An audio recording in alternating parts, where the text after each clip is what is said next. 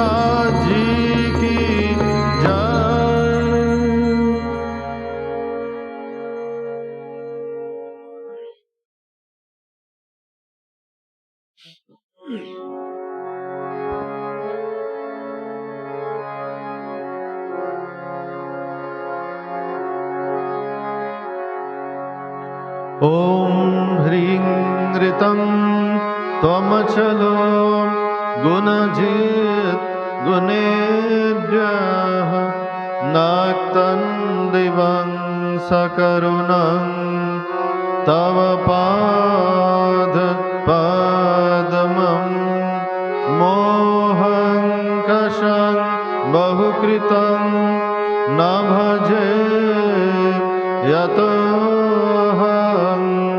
तस्मात् त्वमेव शरणं मम दीनबन्धो भक्तिर्भगश्च भजनं भवभेदकारी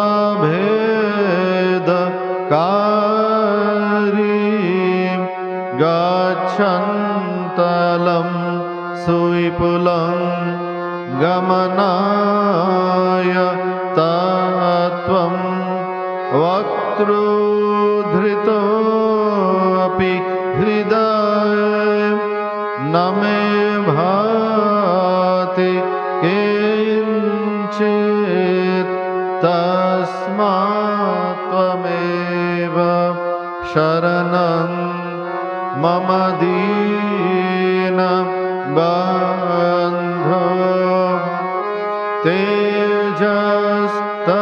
तेजस्तरन्ति तरसा त्वयि तृप्त तृष्णा रागे कृते ऋतपथे त्वयि राम कृष्णे मर्त्यामृतं तव पदं मरणोर्मि नाशं तस्मात् त्वमेव शरणं मम दीनबन्धो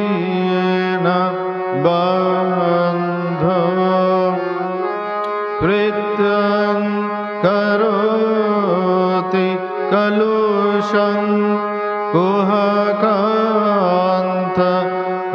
कुहकान्तकारी श्रान्तं शिवं सुविमलं तव नाम नाथ यस्मादहं त्वशरणो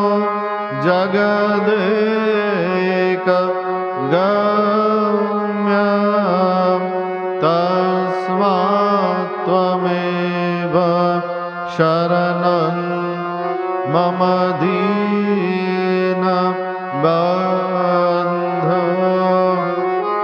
ॐ स्थापकाय च धर्मस्य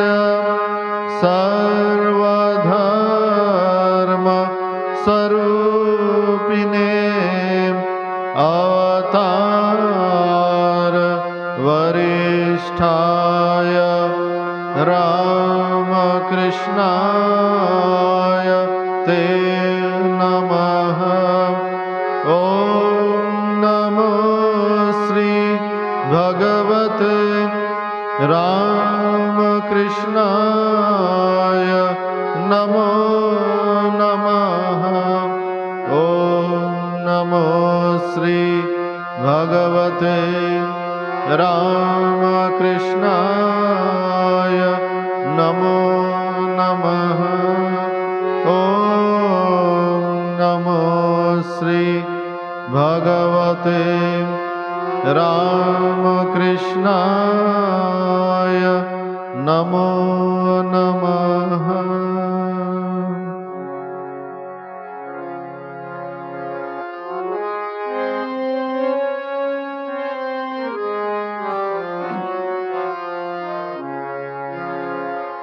ॐ सर्वमङ्गल माङ्गल्ये शिवे सर्वार्थ साधिके शरण्ये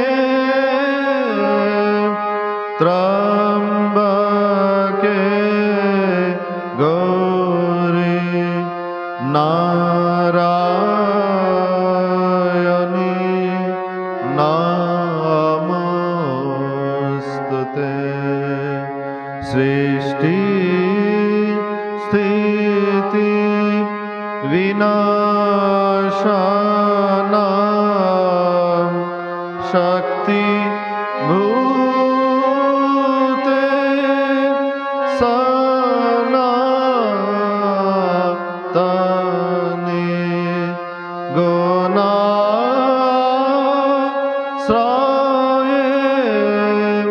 गुणमये नारायणी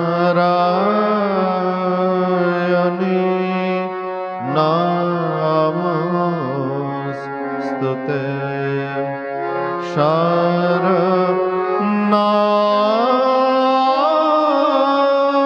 शरणागत दीनार्थ परित्राण परायणे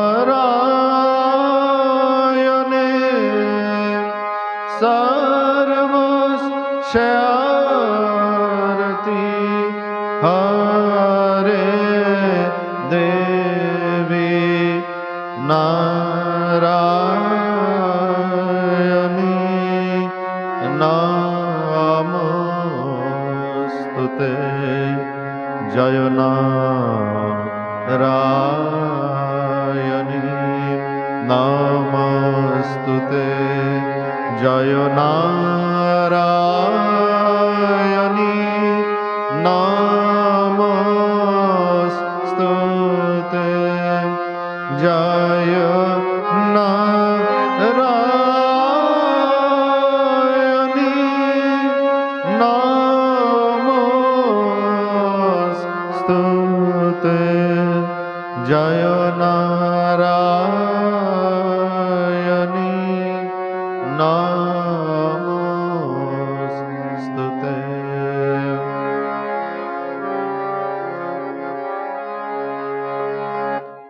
जय महामाई की जय। जय भगवान श्री रामकृष्ण देव की जय। जय स्वामी जी महाराज जी की जय।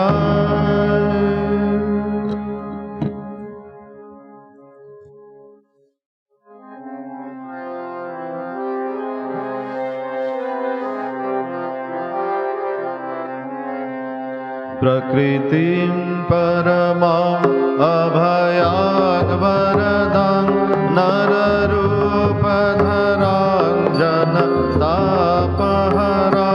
शरणागत सेवक दोषकरीं प्रणमामि परां जननीं जगतां गुणहीन सुतान् अपराधयुतान् कृपयाद्य समुद्धर मोहगतां तरणीं भवसागरपारकरीं प्रणमामि परां जननीं जगतां विषयं कुसुमं परिहृत्य सदा चरणाम्बुरुहामृत शान्तिशुधां पिबभृङ्गमनो भवरोगहरां प्रणमामि परां जननीं जगतां कृपां कुरु महादेवी शुतेषु प्रणतेषु च चरणाश्रयदानेन कृपामयि नमोस्तुते लज्जापटावृते नित्यं शारदे ज्ञानदायिके पापेभ्यो न सदा रक्ष कृपामयि नमोस्तुते रामकृष्णगतप्राणान् तन्नाम श्रवणप्रियां तद्भावरञ्जिताकारां प्रणमामि मुहुर्मुहुः पवित्रं चरितं यस्य पवित्रं जीवनं तथा पवित्रता स्वरूपिण्यै तस्यै दिव्यै नमो नमः। देवीं प्रसन्नां प्रणतां त्रिहन्त्रीं योगीन्द्रपूज्यां युगधर्मपात्रीं तां शारदां भक्तिविज्ञानदात्रीं दयास्वरूपां प्रणमामि नित्यं। स्नेहेन बदनासि मनोष्मदीयं दोषानशेषान् सगुणीकरोषि आहेतुनानो दयाशेषदोषान् स्वाङ्के गृहीत्वा यदिदं विचित्रं प्रसीद मातर्विनयेन याचे नित्यं भव स्नेहवती श्रुतेषु प्रेमैकबिन्दुं चिरदग्धचित्ते विषयञ्च चित्त कुरु न सुशान्तम्। जननीं शारदां देवीं रामकृष्णं जगद्गुरुं पादपद्मे तयो स्थित्वा प्रणमामि मुहुर्मुहुः प्रणमामि मुहुर्मुहुः।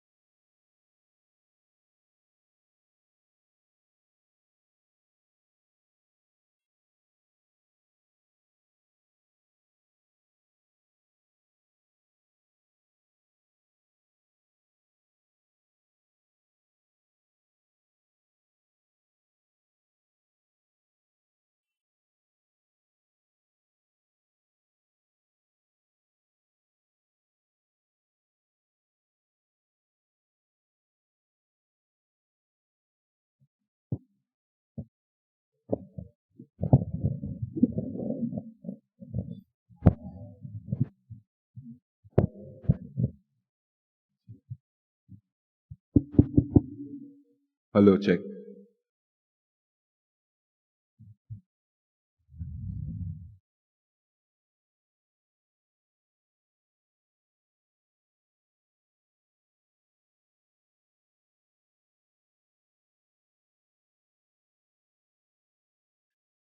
Namah Shri Yatirajaya Vivekanandasure Satchit Sukhaswarupaya Swamine Tapaharine. So we resume this discussion on Swami Vivekananda's God in Everything, one of the Jnana Yoga lectures. And we are coming towards the end of this lecture. And if you read Swamiji's lectures, Swami Vivekananda's lectures, they all start off by preparing the ground, and there is a logical discourse, a philosophical discourse. But then the closer it approaches to the culmination, it's like a wave of music ending in a crescendo. So it starts culminating. I mean, while it starts with philosophy and logical, precise analysis, towards the end it becomes almost poetic. I mean, well, not almost, sheer poetry.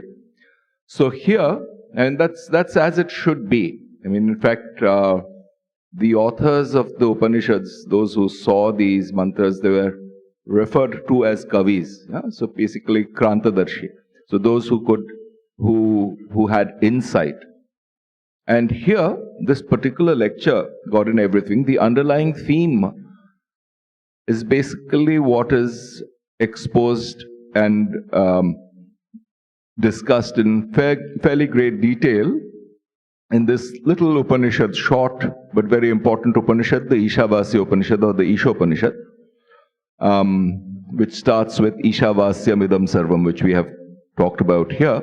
And the whole lecture has really been an exposition of that particular Upanishad. And as he comes to the end, because he has laid the groundwork, here, towards the end, he essentially sheds all the details, the ratiocinations, and essentially gives you the conclusions in its purest form. So, where were we before we resume today? And it's basically, he had said, I mean, this was the doubt he had raised, that look, there are these great thoughts and great ideas that we come up with, but then when the moment of test comes, we are sometimes found wanting. And so what's the solution? What is the practical solution to the fact that our ideas and ideals carry on in one way, but then our practice often does not measure up? And this is something that we all experience in our subjective lives. Theoretical ideals are all very fine, and we try to bring them into practice, but often not in full measure, sometimes fail. So what do we do about it? And he basically says that the solution to that really is to keep on repeating. Why? Because essentially what is happening is that there is a certain habit, certain force of habit that carries us forth in a particular direction. And the ideals are basically telling us that one should practice in a different way, which means that new habits need to be cultivated. And if new habits need to be cultivated, then new habits of thought need to be cultivated. Yeah? And so that's why he's basically giving the solution in what in Sanskrit is called Shravan Manan Nididhyasana. Yeah? So hear about it, think about it, and then hold on to that conclusion. So if one has not heard of these higher things, higher thoughts, then there has not been any input into our minds. Yeah? So that's going to be, if it's not there, if there is no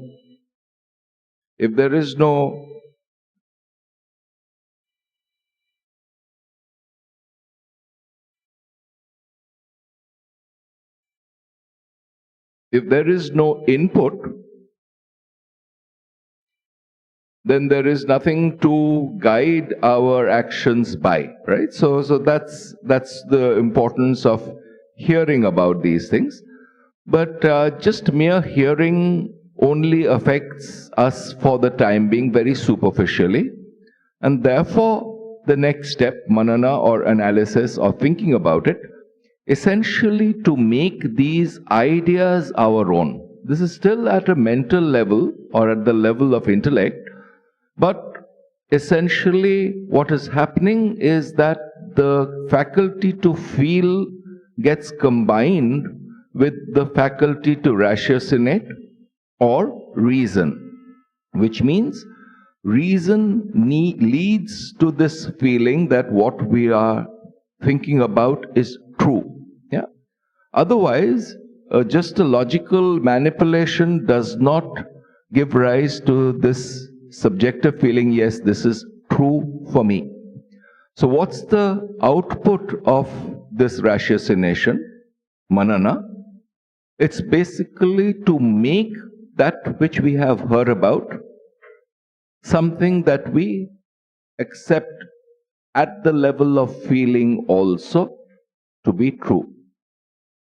That's the second step. This nididhyasana is essentially holding on to this conviction by the strength of our will, which means being able to have the strength to not just think and feel these things to be true, but also to carry it out in practice. This third faculty is what is called willing. Yeah. So essentially, there's the rational aspect of the mind, which is what hears and then analyzes and then converts it into a combination of reasoned feeling. Yeah? Which means basically our spurious emotions are removed and a clear truth-based feeling is developed. And finally, that is carried out in practice. So when Vedanta talks of this faculty called buddhi, what one is really referring to is this combination of these three faculties: thinking, feeling, and willing.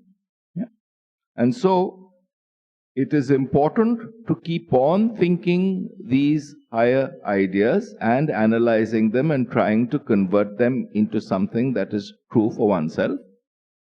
And even if one is not measuring up to it in some practice, one keeps trying, which means the will starts getting removed or detached from earlier habits and being trained in new ones.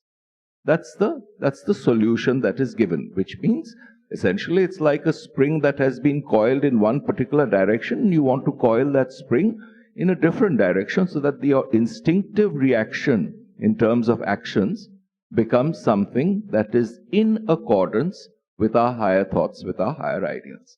That was where we had stopped last time, which is essentially dealing with this problem, dealing with this practical problem, that in practice, what we do, the way we act, sometimes does not quite measure up to what we know to be true, what we know to be higher.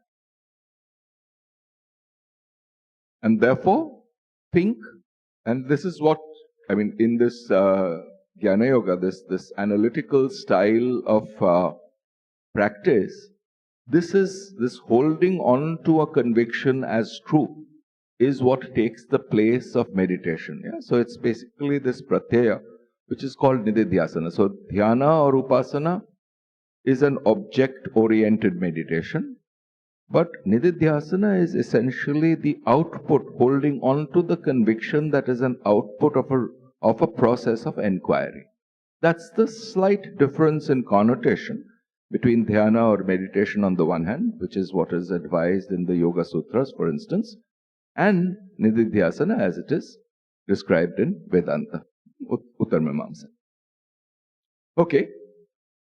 And so he goes on with the importance of this thinking. It is thought which is the propelling force in us. Fill the mind with the highest thoughts, hear them day after day, think them month after month. Never mind failures, they are quite natural. They are the beauty of life, these failures. What would be life without them? It would not be worth having if it were not for struggles. Where would be the poetry of life? Never mind the struggles, the mistakes.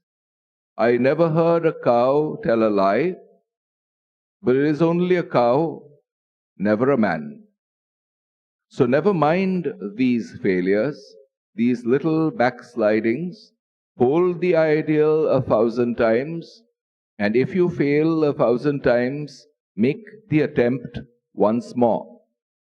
The ideal of man is to see God in everything. But if you cannot see Him in everything, see Him in one thing, in that thing which you like best, and then see Him in another. So on you can go. There is infinite life before the soul. Take your time and you will achieve your end. So here he summarizes this resolution of this problem that we just now discussed. And at this stage, there is a kind of a change of gear. He moves, he basically quotes freely from the Isha Upanishad. He, the one who vibrates more quickly than the mind, who attains to more speed than mind can ever do, whom even the gods reach not, nor thought grasps, he moving, everything moves. In him all exists. He is interpenetrating everything. He is moving, he is also immovable, he is near and he is far. He is inside everything, he is outside everything, interpenetrating everything. Whoever sees in every being that same Atman, and whoever sees everything in that Atman, he never goes far from that Atman. When all life and the whole universe are seen in this Atman, then alone man has attained the secret. There is no more delusion for him. Where is any more misery for him who sees this oneness in the universe? So this paragraph was in quotes, and it's only appropriate that we should actually quote for you the original passage from the Isha Upanishad. So this starts with, I think, verse 4. As far as I remember. That's right. No, this is 3. Let's get to 4.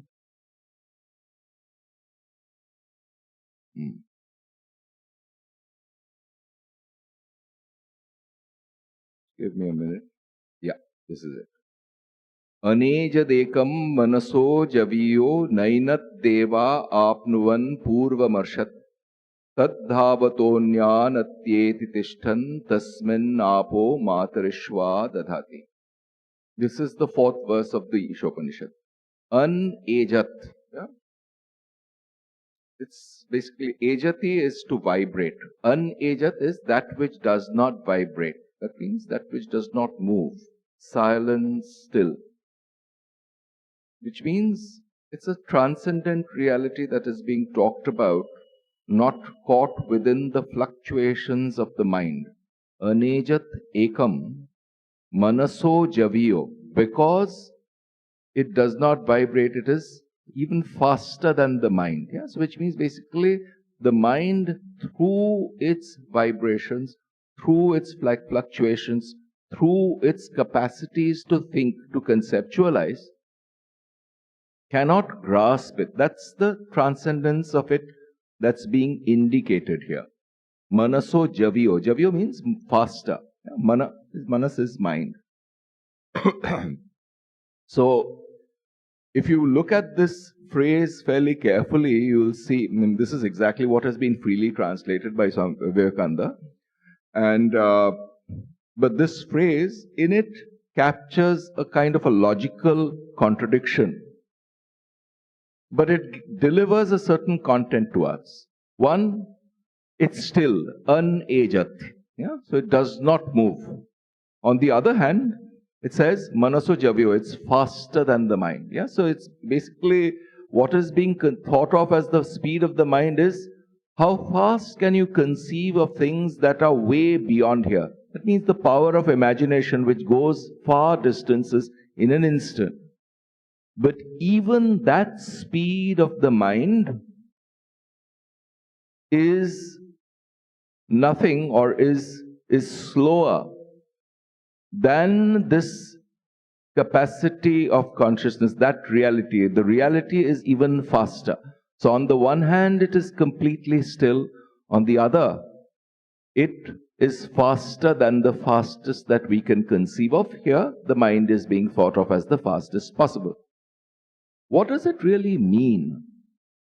It basically says that our categorizations, here the logical contradiction, the juxtaposition is between stillness on the one hand and speed on the other. What is being pointed out here is that because it is the substratum of everything, it is still. It is with respect to this stillness that other things move and their motion can be detected. On the other hand, however fast or however subtle we may try to make our mind and however distant our mental habits or attributes may go, wherever they go, they find that in order for the mind to function, this conscious principle must be there.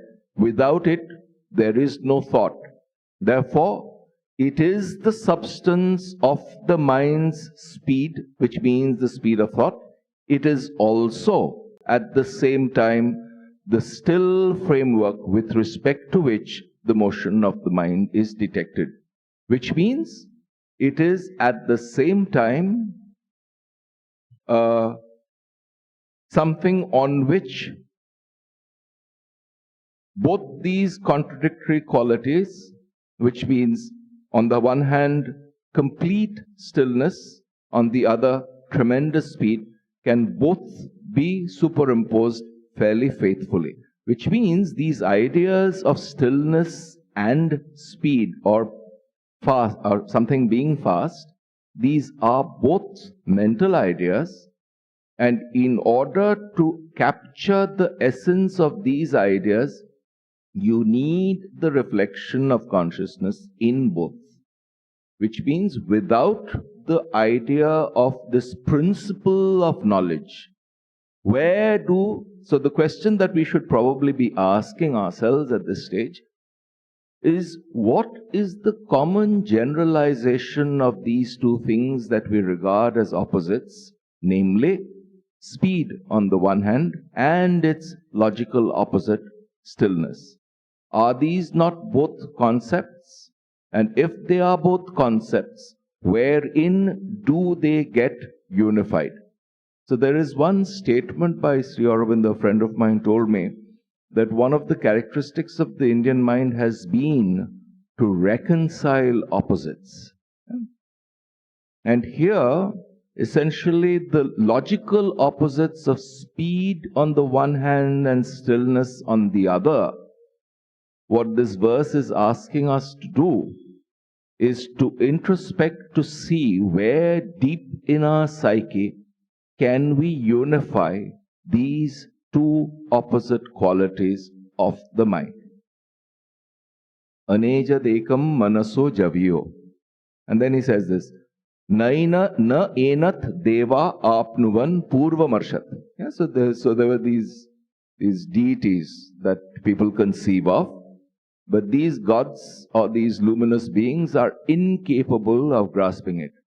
Vivekananda in another place makes rather somewhat deprecating and funny comments about these gods sitting in their heavens. And he basically says, what do? They keep drinking nectar and they get rheumatism.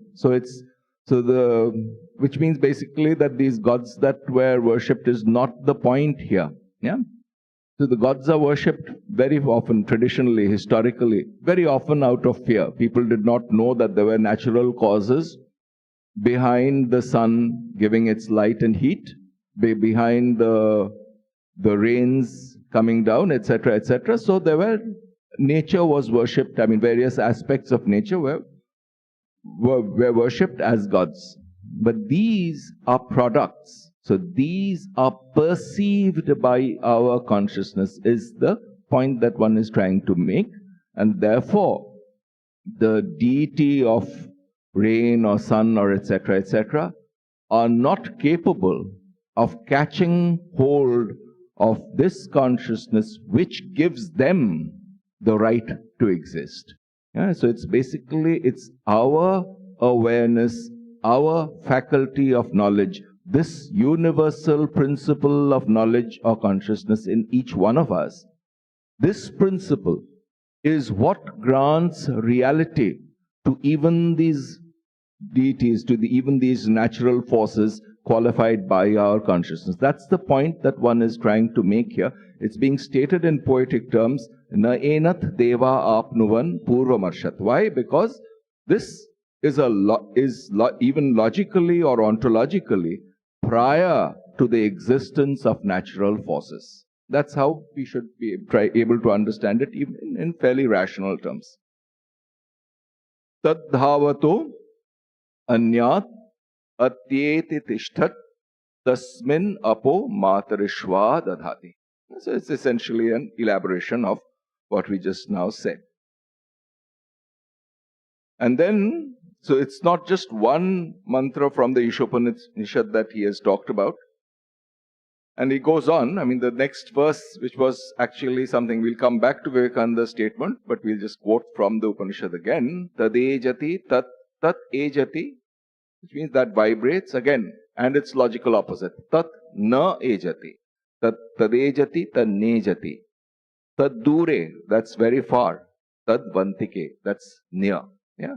See, what the Upanishad is doing here, it's basically again pitching logical opposites side by side so that the mind gets the idea that what we are seeking in all of this is something against the backdrop of which all pairs of opposites come up and have a reality. So therefore, it shakes or it vibrates, tat ejati, and it is still tat na ejati.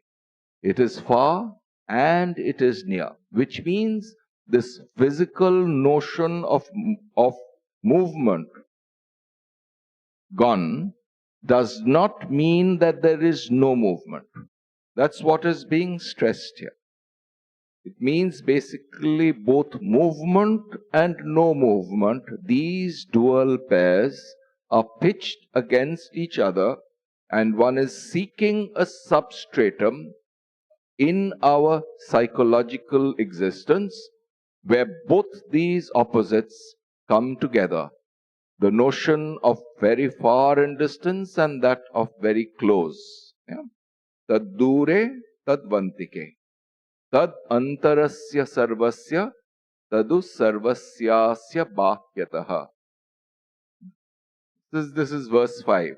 Tad antarasya sarvasya, that is inside all and that is outside all. Tadu sarvasyasya bhakyataha. Again, logical opposites being pitched against each other in this very elevated poetry, so that we can actually try to introspect, to get a sense of what it is in our psyche, in the depths of our psyche, that allow us to even conceive of these logical opposites.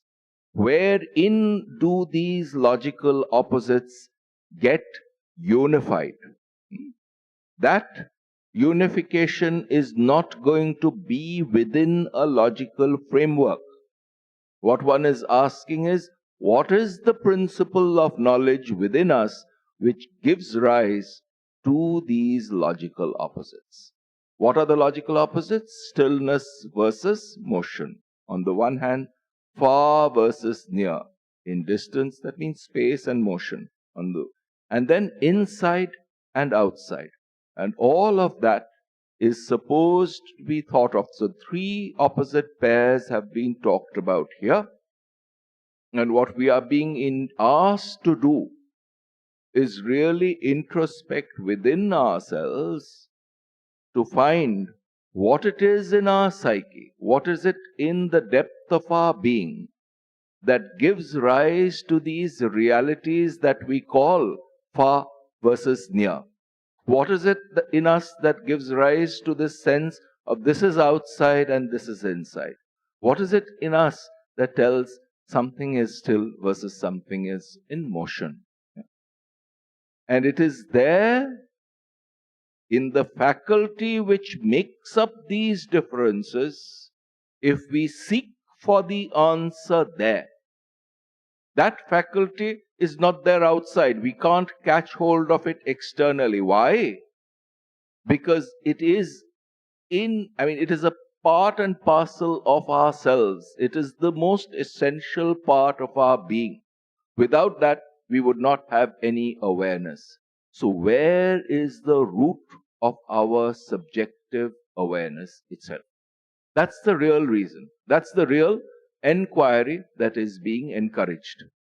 In a certain sense, what one is doing here is taking the human experience, the subjective human experience, not the object of experience, but the subjective human experience itself, as the raw data on which the light of enquiry, jigyasa, as we have talked about, is the desire for knowledge, fueled by this process of enquiry. So essentially, so this desire for truth fueling the process of enquiry. So this enquiry is basically asking, where is it in our psyche that these things get unified? The locus of unification. And that locus of unification, we give it a name. We call it Atman, we call it consciousness. Atman literally means that which is the essential part of it. That's all. So we are really seeking the essential locus of unification in us of all experience, of all logical opposites of this experience. So tadejati, tannejati, taddure, tadvantike, tadantarasya sarvasya, tadu sarvasyasya bahyataha. And in that paragraph, we'll come back to that paragraph which we'll quote again. And here is really a certain practice that is being advocated. See, this enquiry, it's not always that everybody has a sharp tool of an analytic mind available. However, there is something that almost all of us can do. And this is it. Yastu sarvani bhutani atmani eva anupashyati. Sarva bhuteshu chatmanam tato na vijugupsate. When sarvani bhutani. Bhutani here does not mean any particular person or particular being. It means all that is. So bhu, to be, the verb to be. So that which has become. When all that has become, yastu sarvani bhutani, all that has become, atmani eva anupashyati, which means that the essence of all these things that we claim exist, and we understand that through this introspection that it is the essential part of their existence. When we say that this chair is, what we are really saying is that one is aware of this chair existing in front of. And therefore this awareness is what is granting existence to this chair.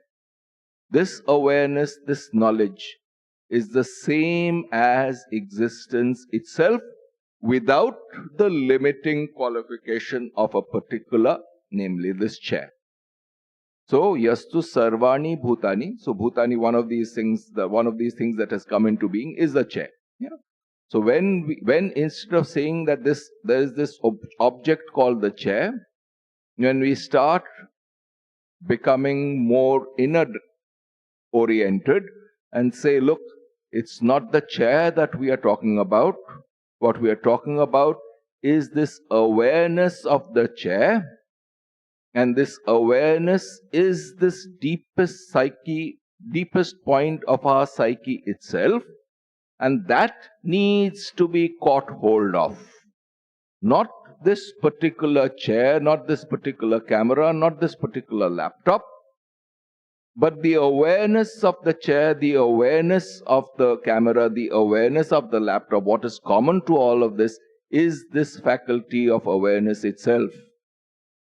Can we catch hold of that faculty? And then all of this stuff gets unified. Yeah? One sees all these things unified in awareness of this, awareness of that, awareness of something else. The common feature being this faculty of awareness which unifies all of them. What's the practical output? And sarva bhuteshu cha atmanam. And in everything we see that awareness of that thing. Yeah? So it's this, in this awareness, in this consciousness itself, that these multifarious divisions need to get resolved. And what happens? When that unity is found, not just as, again, not just as something that we think about and ratiocinate about, but as something that is a felt reality that we can actually carry out in practice, what happens? Tato na vijugupsate. The desire to protect or hide oneself vanishes. What is basically being hinted at, and again Vivekananda was very fond of saying this, that the Upanishads talk of one thing above everything else. It is this freedom from fear. This fear comes when there's a notion of a second which limits me. But as soon as one becomes aware that the essence of what we talk about as a second is no different from the essence of my own being, then in essence there is no second to be thought about. This fundamental, universal fact, common to all our existences, is the real foundation for all ethical considerations. Without this this experienced fact of unity, no amount of policing, no amount of ethical moralizing will have any foundation, or for that matter, any effect. Which is why we need all these various social constructs of policing, catch hold of thieves, catch hold of this and that, etc., etc. That is just some kind of a temporary construct. It cannot provide a solution. On the other hand, once a certain sense of unity with all, with the second, with anything that we used to consider as different from ourselves, once that sense of differentiation is whittled down, is replaced by a sense of unification of the second and oneself in a common reality, what happens? The root cause of fear, which is this fear of the second, vanishes. There is no second to be afraid of. There is no second in any essential sense. That is what is being stressed. And once that is done, then fear vanishes. Therefore, what exactly is fear after all? It is something that is going to limit my experience. or it's going to take away something that I value. But that which is truly valuable is the same thing that is of value in what we call another. Once this is understood, we equally well understand that that which is of value to me can never be taken away from me. And so, fear vanishes. So we'll return to this next time, but these three verses that we've just now read out from the Isha Upanishad has been summarized in English by Vivekananda. We've read it once, and we'll close today's discussion by reading that paragraph one more time. He is the one who vibrates more quickly than the mind, tadejati tannejati, who attains to more speed than mind can ever do, whom even the gods reach not, nainat deva apnuyat purvamarshat, nor thought grasps. He moving, everything moves. In him all exists. He is moving, tadejati, he is also immovable, tat na ejati. He is near and he is far, tad dure tad bantike. He is inside everything, tadu antarasya sarvasya. He is outside everything, tadu sarvasyasya bhakyataha. Interpenetrating everything. Whoever sees in every being that same Atman. That was what we Sarva Bhuteshu Chatmanam Tatono Vijugupsate. That's being translated here. Whoever sees in every being that same Atman, and whoever sees everything in that Atman, he never goes far from that Atman. When all life and the whole universe are seen in this Atman, then alone man has attained the secret. Tadu na vijugupsate. There is no more delusion for him. Where is any more misery for him who sees this oneness in the universe? So we'll stop. Om Shanti Shanti Shanti Hari Om Tat Sat Shri Ramakrishna Arpanamastu.